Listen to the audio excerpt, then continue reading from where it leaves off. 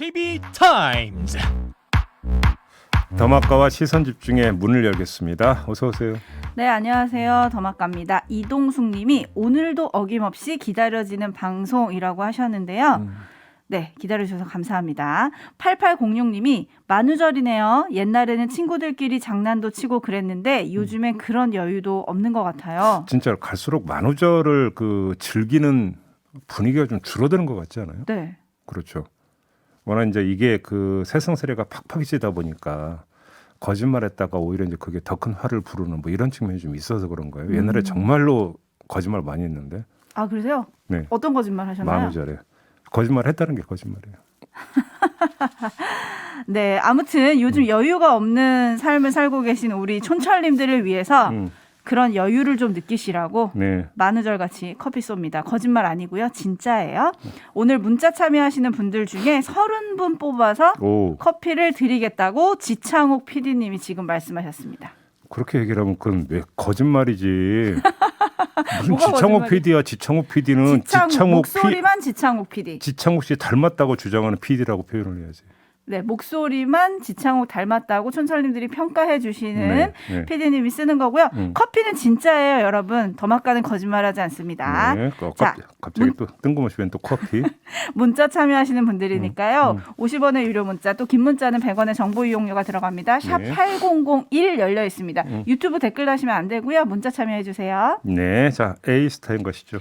네, 어제 이 시간이었죠. 박범계 법무부 장관이 상설특검 가동 계획을 언급한 것을 분석을 하면서 네. JB가 박 장관이 퇴임 전에 뭔가 보여주려고 한다면 차라리 생산적인 걸 집어들어야 한다라고 했습니다. 네. 박범계 장관이 채널A에 대해서 수사지휘권 발동을 검토했다는 보도가 어제 점심때쯤 나왔어요. 그러게요. 저 그래서 우리 방송 들었나 그랬는데. 네, 저도 우리 방송 들었나라는 생각을 했는데 네. 또 이후 저녁에는 내부 검토 단계에서 진위가 일부 언론에 왜곡됐다면서 논의 자체를 중단했다라는 법무부 설명이 나왔습니다. 네.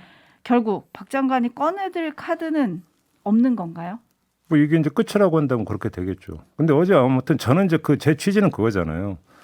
그러니까 국민들의 이목을 집중시켰던 몇 개 굵직한 사건들이 있지 않습니까? 네. 김건희 씨의 주가 조작 연루 의혹 사건도 있었고 채널A의 검언 유착 의혹 사건도 있었고 또 이것이 엄청나게 정치적 쟁점이 됐던 사건이기도 했으니까 매듭은 지어야 될 거 아닙니까? 매듭은 지어야 된다. 근데 이 매듭을 지어야 되는 건데 지금 죽도 밥도 아닌 상태로 세워라 내워라 하고 있는 것은 이거 말이 안 되는 거 아니냐.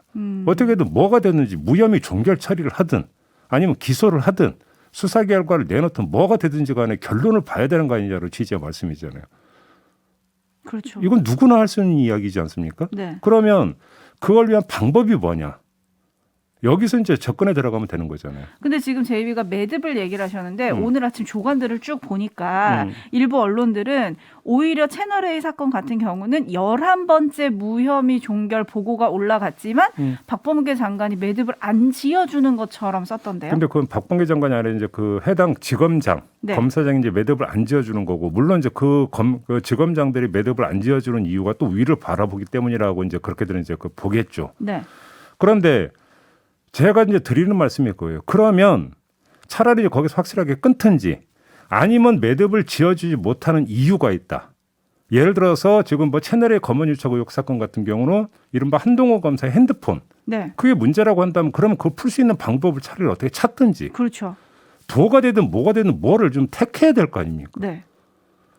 근데 한동훈 검사장이 핸드폰을 열지 않고 채널A 사건이 종결될 수 있나요? 그러니까 오늘 아침 조간 보도들의 일부 논조는 거기에 집착해서 이거를 종결 안 해준다라는 느낌이었거든요. 일부 보도들은. 그러니까 이제 여기서 접근법이 일반 국민들은 진실이 궁금한 거겠죠. 그렇죠. 당연히 진실이 궁금해요. 저도 궁금하거든요. 네. 그런데 이제 검찰 같은 경우는 사법 논리가 일단 우선이 되는 거 아닙니까? 예를 들어서 피의자가 자신한테 불리한 증거는 인멸해도 그거는 죄를 물을 수가 없어요. 그게 법 논리 아니겠습니까? 네. 그래서 그거를 다시 뚫고 그러면 증거를 확보하느냐 마느냐가 검찰의 수사 역량인데 안 되면 접어야 된다라고 하는 게 사법 논리라는 거예요. 법조계 일각에서 나오는 이야기가. 네. 그러면 그걸 받아들이든지 아니면 예를 들어서 진짜로 일각에 나오는 것처럼 이스라엘 보내서 하든지 열든지 양당 간에 뭔가 좀 결정이 돼야 되는 거 아닙니까? 그렇죠. 약간 정치 논리 빼고 정치 논리 빼고 좀 법적으로 접근하면 어떨까라는 생각이 드는데요. 6645번님이 어쨌든 시선 집중에 영향력을 받습니다. 법무부 예. 장관 논란 신경 쓰다 흐지부지 말고 결자해지 했으면 좋겠습니다. 네. 라고 해주셨고요. 보이브롤님은 모든 게 거짓말이었으면 좋겠다. 라고 만우절 맞춤으로 촌철을 보내주셨는데요.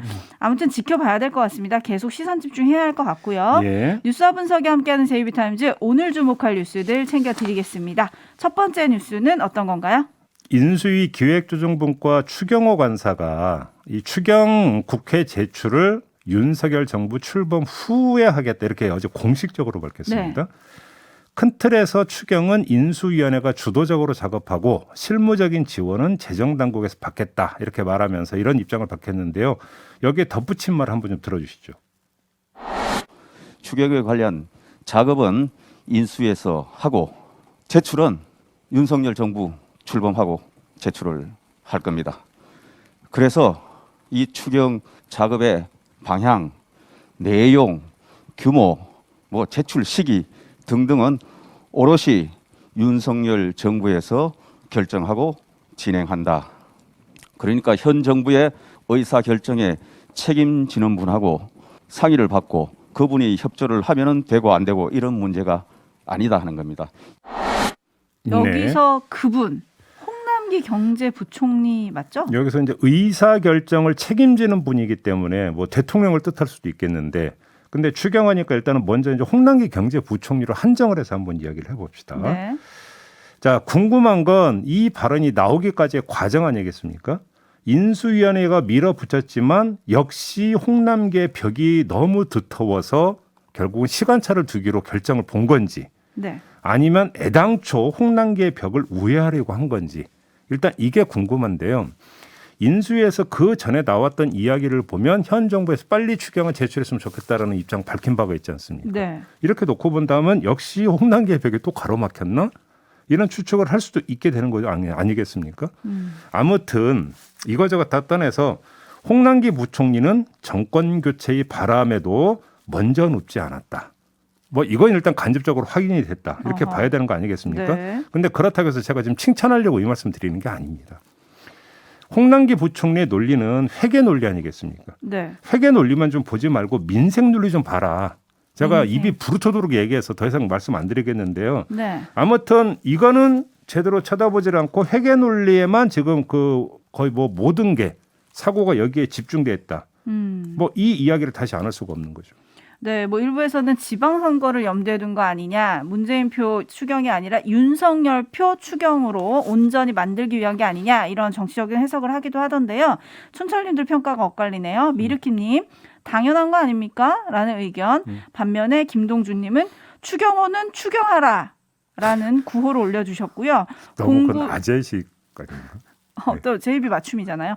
0969님은 추경 기다리다 지칩니다. 이러다 다 죽습니다. 라는 의견 또 보내주셨는데 또 저는 눈길이 가는 게 규모더라고요. 네. 어제 인수위가 어떻게 얘기를 했냐면 윤석열 당선인이 50조 원 손실 보상에 대해서 얘기를 했고 예. 그 와중에 지난번 1차 추경이 있었다라고 했습니다. 이러면 일부는 이미 1차로 했다는 얘기인 그런 거죠. 건가요? 그때 아마 17조 아니었습니까? 네. 50 빼기 17이면 몇이에요? 네? 50 빼기 17도 갑자기 암산이 안 돼요. 네, 33조죠. 아니 뭐 이렇게 아마 할 거다라는 얘기는 전문가들도 많이 했어요. 근데 그러면 저는 한번 물어보고 싶은 게 윤석열 당선인이 대선 과정에서 이야기했던 게 약속이 두 가지였어요. 전액 손실 보상. 네. 그것도 소급해서. 그렇죠.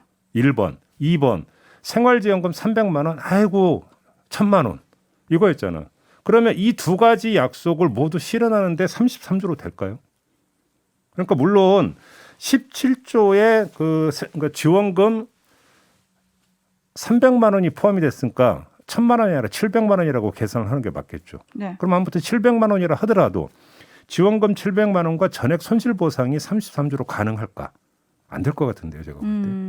그럼 또 이건 또 이제 또 논란거리가 될 수 있는 거죠. 그렇죠. 약속을 지켰네 안 지켰네 논란이 될 텐데 6773님이 대선 전에는 50조 다 시원하게 쏠 것처럼 얘기하시더니 최근엔 자꾸 대출 지원 이야기를 끼워 넣는 것도 조금 찝찝합니다라고 해주셨는데 지켜보시죠. 이것도 어떻게 진행이 되는지 시선 아무튼 집중하겠습니다. 큰 틀에서 보면은 저는 어떻게라도 그 소상공인과 자영업자를 지원해 줘야 된다는 인수의 방향에 저는 동의합니다. 네. 그다음에 그게 맞다고 생각합니다. 그다음에 뭐 약속을 어겼냐 안 어겼냐 문제는 아직은 뚜껑이 열리지 않았으니까 그러니까 너무 빠르게 갈 이유도 없다고 그렇죠. 생각하고요. 뭐 그러니까 자잘한 이야기 빼고 큰 틀에서 윤석열 당선인은 대선 후보 시절에 내가 대통령이 된다면 정부 출범 후 50일 안에라고 했습니다. 네. 그러니까 50일 안에 된다면 뭐 약속을 크게 어겼다고 볼 수도 없는 거겠죠. 다만 그 초심을 좀 그대로 지켜가면서 실현을 해줬으면 좋겠다. 네. 이 말씀만 드리고 싶습니다. 그리고 윤석열 당선인이 쇼츠 공약할 때 눈을 외치던 거 있잖아요. 좋아 빠르게 가. 여기에 예. 바로 추경에 접목하셔야 되지 않을까라는 생각이 들고요. JB타임스 다음 주목할 뉴스 오디오로 먼저 만나보시죠. 지난 28일 청와대 만찬 당시 문재인 대통령은 집무실 이전에 대해 이전 지역에 대한 판단은 당선인의 몫이지만 예산 계획은 면밀히 따져보고 협조하겠다고 밝힌 바 있습니다. 지금 정부는 정확한 이전 계획에 따른 예산을 면밀히 살펴 협조하겠다. 이렇게 말씀하셨습니다. 안보 공백 우려를 꼼꼼히 따져본 뒤 예비비 승인에 협조하겠다는 건데 청와대는 안보 문제와 직결되지 않는 다른 이전 비용부터 먼저 승인하겠다는 뜻을 밝힌 걸로 전해졌습니다. 국방부와 합참 이전 비용은 일단 제외하고 국방부 내 대통령 집무실 수리나 관조로 쓰일 합동참모총장 관사 보수, 통이동 집무실 리모델링 등의 비용은 지원할 수 있다는 겁니다. 그러나 당선인 측은 집무실과 안보시설을 한꺼번에 이전하는 방안을 선호하며 500억 가까운 예비비 승인을 계속 요청 중인 것으로 알려졌습니다. 서로가 확인됐던 신뢰관계 속에서 앞으로 협조의 틀을 유지해 간다라는 그 말씀을 믿고 저희가 앞으로도 진행해 나가겠다. 네, 어제 뭐 이제 관련 그 뉴스가 이제 그 많이 나왔는데요. 조금씩 이제 미세한 차이가 있어요. 차이. 네, 근데 이 자리에서 이제 그 차이를 다 이제 비교하면서 말씀을 드리기는 뭐하고 예를 들어서 지금 이 뉴스 리포트는 애당초 496억, 네. 500억 가까운 그거를 이제 그냥 집행해달라고 요청하고 있는 것으로 알려졌다고 보도를 했지만 또 일부 보도는 새 예산안을 지금 짜고 있다. 그렇죠. 이런 그런 보도가 보도가 있었어요. 있었기 때문에 그런 어떤 뭐냐면 약간 그 엇갈리는 보도를 따라가면서 뭐가 맞는가를 좀 말씀을 드릴 필요는 없을 것 같고요. 이 자리에서는 아, 네. 큰 틀에서만 좀 접근했으면 좋겠는데 일단 면밀히 살펴서 협조한다고 문재인 대통령이 이야기했던 거 아니겠습니까? 했죠. 일단 진행 상황을 보아하니까 면밀히 살피는 과정이 진행 중인 것 같다. 일단 여기까지는 이야기할 수 있을 것 같습니다. 네. 근데 면밀히 살피다 보니까 아직 인수위에서 요청했던 그 집무실 이전 예산 예비비에서 어떤 그 써야 되는 예비비 국내 지금 아직 올라가고 있지 않고 있다. 다시 말해서 바로 집행에 들어갈 수가 없는 상황이다. 일단 이거는 큰 틀에서 추출할 수 있는 거 아니겠습니까? 네. 이렇게 놓고 보면 여기서 이제 크게 두 가지 중간 결론은 나오는 것 같습니다. 첫째, 대통령 집무실의 용산 이전은 이제 기정사실이 돼버렸다. 이건 어찌 보면 청와대 회동을 기점으로 해서 이미 그때 나온 얘기라고 봐야 되는 거고요. 그렇죠. 네. 두 번째, 그럼에도 불구하고 5월 10일 이전에 대통령 집무실이 용산으로 이전하는 것도 거의 물 건너간 것 같다. 왜 그러냐면 지금 이 순간에도 면밀히 살피는 작업이 진행이 되고 있고 그래서 청와대와 인수위가 지금 그 타결을 받고 그래서 바로 관련 예비비 안이 짜여져 가지고 국무회의에 상정한다는 이야기가 없지 않습니까? 네. 그럼 오늘도 아니고 내일도 아니라는 이야기 아니겠습니까? 이렇게 놓고 본다면 인수위가 집무실 이전에 소요되는 기간을 50일로 잡았던 거 아닙니까? 불가능한 거 아니겠습니까? 물리적으로. 네네. 지금 이 단계에서 추출할 수 있는 큰 이야기는 이 두 가지. 딱 이것. 그러니까 용산으로 가는데 5월 10일 전에는 못 간다. 이게 중간 결론인 것 같아요. 여기까지만 말씀을 드리겠고요. 네. 보도에 따르면 어제 이철희 정무수석하고 장제원 당선인 비서실장이 만나서 실무 협의를 한다라는 보도가 있었는데 안 만났다는 보도가 그 또, 뒤에 뭐 소식이 없더라고요. 안 만났다는 보도가 또 오늘 조간에 실리기도 그러니까요. 했습니다. 그래서 이제 그 이철희 장제원 라인의 실무 협의 라인이 청와대 회동을 계기로 좀 뭔가 윤활유 칠해져서 이제 잘 굴러갈 것 같았는데 또 그것도 아닌 것 같더라. 이런 이야기도 좀 함께 해야 될 것 같습니다. 결국 집무실 이전도 추경과 마찬가지로 윤석열 정부 출범 후에 명확한 속도를 낼 거다. 이 근데 말이신 거죠? 이게 이제 뭐냐면 그 어제 나왔던 보도 중에서 안보 공백과 연결될 수 있는 예산은 지금 당장 지원을 못하지만 그게 아닌 다른 예산은 지원할 수 있다라고 하는 게 청와대 입장이라고 한다면 네. 부분적으로 그다음에 단계적으로 그러니까 그 이전 작업 개시는 할 수 있겠죠. 그렇겠죠. 하지만 완료는 5월 10일 전엔 불가능하다. 이 네. 말씀을 드리는 겁니다. 레드헤어님 등 많은 분들이 면밀히 살펴보겠다에 방점이 있다라고 찍어주셨고요. 네. 최경호님은 그 돈으로 장애인들을 위한 예산 편성에 쓰세요. 또 어떤 네. 분들은 소상공인 손실보상부터 해주세요. 뭐 이런 의견들을 지금 올려주고 계십니다. 네. 네, 그리고 대통령 집무실 이전과 관련해가지고 안보 공백 얘기를 하지만 이거는 뭐 어쨌든 지켜봐야 될 것 같고 한편에서는 집무실 이전과 별개로 윤석열 당선인이 취임 직후에 청와대 공개한다는 건 변함이 없다. 계속 강조를 하잖아요. 그래서 지금 집무실 이전에 대해서 조금 부정적인 여론이 5월 10일 이후에는 바뀔 거다. 이런 분석을 하시는 분들도 많더라고요. 어떻게 보세요? 그거는 이제 그때 가봐서 이제 판단을 해야 되는 문제라고 보고요. 지금 문제는 그 집무실 이전에 대해서 부정적인 여론이 높았던 가장 주된 이유는 안보 공백 아니었습니까? 네. 근데 만약에 안보 공백이 해소가 된다면 그것이 뭐 과정이 어떻게 되든지 간에 안보 공백이 그러니까 해소가 되어버린다면 또 평가의 포인트가 국민 입장에서 또 달라질 수도 있는 거 아니겠습니까? 그래서 여론은 변하는 거잖아요. 네. 그건 좀 봐야 되는 문제라고 봐야 돼요. 그렇습니다. 네. 제이비타임스 다음 주목할 뉴스 넘어갈게요. 어떤 건가요? 이달곤 국민의힘 의원실이라고 해야 될 것 같네요. 최근 보건복지부의 개방형직위 공무원들과 산하 공공기관장 임원들의 과거 활동 이력을 자세히 적어서 제출하라 이렇게 요구한 일이 있었다고 합니다. 네. 이 제출할 자료 양식까지 만들어서 첨부를 했는데 이 양식을 보면 임명권자가 누구인지, 과거 청와대 인수위 정부 공공기관에서 활동한 이력이 있는지, 정당이나 국회 보좌진으로서 일한 경험과 선거 캠프 활동 및 선출직 경험이 있는지, 특정 출마자를 지지 선언한 적이 있는지, 민변 참여연대 시민단체 언론사에서 근무한 적이 있는지 이런 것들이 항목으로 들어가 있다고 하고요. 네. 국정농단 피해 또는 규탄 항목도 있다고. 내가 피해를 입은 적이 있는지 아니면 내가 규탄한 적이 있는지. 어허. 이건 국정농단에 대한 어떤 정책 성향을 재는 항목이 되는 거겠죠. 그러네요. 복지부는 해당 인사들의 공개된 과거 이력만 추려가지고 이달곤 의원실에 답변을 보냈다고 합니다.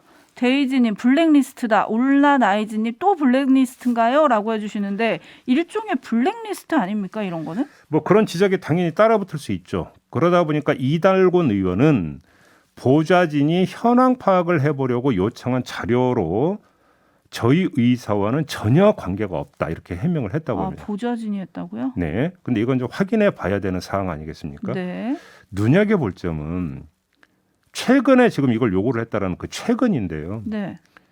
검찰이 산자부 등을 압수수색한 게 역시 최근 아닙니까? 네. 블랙리스트 의혹 때문이었지 않습니까? 이런 수사가 진행되고 있고 그 파장이 이어지는데 이런 요구를 하는 건 그럼 도대체 그 심리가 뭘까? 저는 그게 정말 궁금했거든요. 이걸 두둑한 배짱 때문이라고 봐야 되는 겁니까? 아니면 우리는 안 걸려라는 어떤 믿음 때문이라고 봐야 되는 겁니까? 일단 공개된 문건을 보면요. 제출 완료 일자가 또 제시가 돼 있는데 3월 29일까지예요. 네. 라고 적혀 있고 작성 방법도 아주 깨알같이 적혀 있습니다. 네. 임명일이 2022년 3월 9일. 그러니까 대선이죠. 네. 대선 이후인 경우에는 임명일에 노란색을 표기하라. 그리고 남은 임기가 2022년 5월 10일. 윤석열 당선인 취임일이죠. 이날 기준으로 1년 이상 남은 경우에는 빨간색으로 표시하라. 참. 아니 블랙리스트 강제 수사에 들어갔는데 블랙리스트로 의심받기 충분한 어떤 그런 그 자료를 내라고 요구를 해버리면 이걸 어떻게 이해를 해야 되는지 모르겠고 그래서 제가 궁금한 게 이달곤 의원은 저희 의사와는 전혀 관계가 없다고 했잖아요. 네. 그럼 보좌진은 세상 돌아가는 물정을 전혀 몰라가지고 거기에다가 세상 물정도 몰라, 그다음에 우리 의원님 그 심중도 몰라, 그냥 그래서 뻘짓한 겁니까? 근데 보좌진이 의원 이름으로 이런 공문을 보낼 수 있을까요? 그러니까. 준님이 뭐만 나왔다 하면 보좌진입니까? 보좌진이 무슨 방패입니까? 보좌진이 실수했어도 책임은 국회의원이 지셔야죠. 라는 의견을 지금 보내주고 계십니다. 한편 그 산업부 블랙리스트 의혹에 대한 수사가 뒤늦게 시작됐다라고 했는데 총리실 교육부 통일부까지 수사가 확대됐더라고요. 네. 이것도 좀 지켜봐야 할 것 같습니다. 아무튼 정권 교체기 항상 나오고 있는 이 인사 문제 도대체 끊을 수 있는 무슨 제도적 대안이 없는지 정말 궁금한데요. 좀 답답합니다. 지켜보는 입장에서. 네. 자, JB타임즈 이렇게 마무리하겠습니다. 더마카 수고하셨어요. 고맙습니다.